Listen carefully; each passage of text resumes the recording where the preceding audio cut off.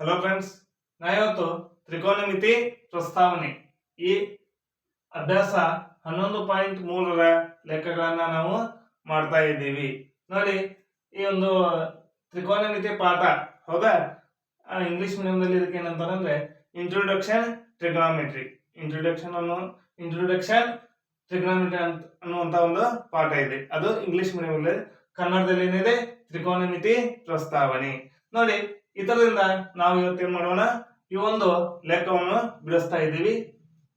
ನೋಡಿ, ಏನ್ ಕೊಟ್ಟಿದ್ದಾರೆ, ಪ್ರಶ್ನೆ ಏನ್ ಕೊಟ್ಟಿದ್ದಾರೆ ನೋಡೋಣ. tan a is equal to cot b.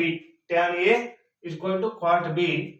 a plus b is equal to 90 degree ಅಂತೇಳಿ ಸಾಧಿಸಬೇಕು. ನೋಡಿ, ಇಲ್ಲಿ ದತ್ತಾಂಶವನ್ನು ಕೊಟ್ಟಿದ್ದಾರೆ. ಈ ದತ್ತಾಂಶವನ್ನು ತಗೊಂಡು ನಾವೇನ್ ಮಾಡ್ಬೇಕಾಗಿದೆ, ಇದನ್ನ ಸಾಧಿಸಬೇಕಾಗಿದೆ. First ದತ್ತಾಂಶಗಳನ್ನ ಬರ್ಕೊಳ್ಳೋಣ. tan a is equal to cot b. tan a is equal to cot b. ಹಾಗಾದ್ರೆ ಇದನ್ನ ಯಾವ ರೀತಿಯಾಗಿ ನಾವು ಬಿಡಿಸ್ಬೇಕಂದ್ರೆ, ಇದಕ್ಕೊಂದು ಈಗಾಗಲೇ ನಮಗೆ ಸೂತ್ರ ಗೊತ್ತಿದೆ. ಏನಂದ್ರೆ tan ಮತ್ತು cot ಗೆ ಇರುವಂತಹ ಒಂದು ರಿಲೇಷನ್, ಸಂಬಂಧದ ಒಂದು ಸೂತ್ರವನ್ನು ಬರೆಯೋಣ. ನೋಡಿ,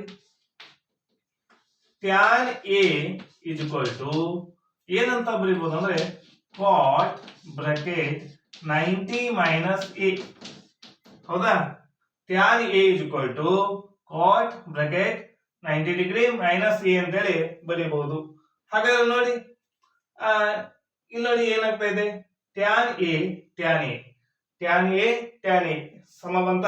ಹಾಗಾದ್ರೆ ಇದಕ್ಕೆ ಇದು ಈಕ್ವಲ್ ಆದ್ರೆ cot b ಗೆ ಏನಾಗ್ತಾ ಇದೆ, cot 90 ಮೈನಸ್ a ಈಕ್ವಲ್ ಆಗ್ತಾ ಇದೆ. ಹಾಗಾದ್ರೆ ಇದಕ್ಕೆ ಇದು ಸಮ ಆದ್ರೆ ಇದಕ್ಕೆ ಇದು ಸಮ ಆಗುತ್ತೆ.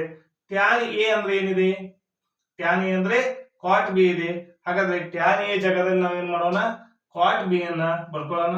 ನೋಡಿ, cot b is equal to cot 90 minus a. 90 minus a. ನೋಡಿ, ಇಲ್ಲಿಯೂ cot ಇದೆ, ಇಲ್ಲಿಯೂ cot ಇದೆ. ಹಾಗಾದ್ರೆ ಎರಡು ಕಡೆ ಸೇಮ್ ಇದ್ದಾಗ ಇದನ್ನ ನಾವೇನ್ ಮಾಡ್ತಾ ಇದ್ದೀವಿ, ಕ್ಯಾನ್ಸಲ್ ಮಾಡ್ತಾ ಇದ್ದೀವಿ. cot ಕ್ಯಾನ್ಸಲ್ ಆಯ್ತು. ಇಲ್ಲಿ ಏನು ಉಳಿದಿದೆ, ಈಗ ನೋಡಿ, ಇಲ್ಲಿ b ಮಾತ್ರ ಉಳಿದಿದೆ. ಇಲ್ಲಿ ಏನು ಉಳಿದಿದೆ, 90 ಮೈನಸ್ a. 90 minus a. ಹಾಗಾದ್ರೆ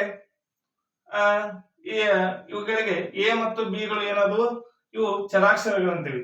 a ಮತ್ತು b ಗಳನ್ನ ಚರಾಕ್ಷರಗಳಂತೀವಿ. ಇದೇನಾಗುತ್ತೆ, ಸಂಖ್ಯೆ ಅಂದ್ರೆ ಸ್ಥಿರಾಂಕ ಅಂತೇಳಿ ನಾವು ಹೇಳ್ತೀವಿ.